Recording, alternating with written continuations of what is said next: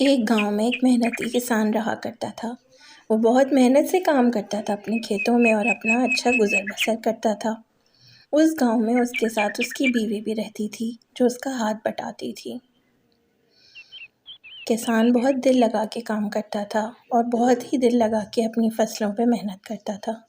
جب اس کی فصل اٹھ جاتی تھی تو وہ تمام سامان اپنا منڈی میں جا کے بیچ دیتا تھا اور وہاں سے وہ بہت اچھے پیسے کماتا تھا۔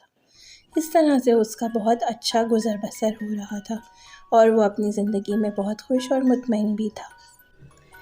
منڈی سے کسان کو جو بھی رقم ملتی تھی وہ لے جا کے اپنی بیوی کو دے دیتا تھا اور اس طرح وہ دونوں بہت ہی خوش و خرم زندگی گزار رہے تھے۔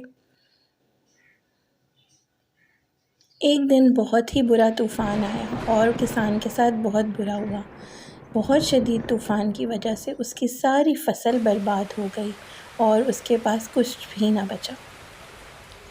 اس شدید طوفان میں بیچارہ کسان اپنی فصل کو برباد ہوتے ہوئے بے بسی سے دیکھتا رہا اور آنسو بہاتا رہا۔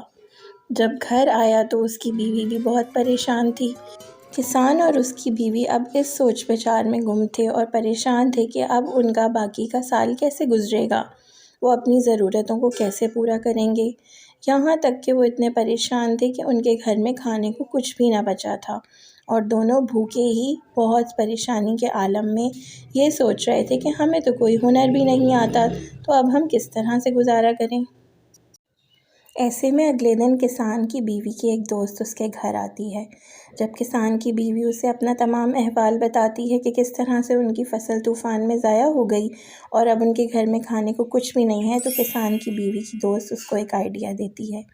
وہ آئیڈیا تھا پیزا میکنگ۔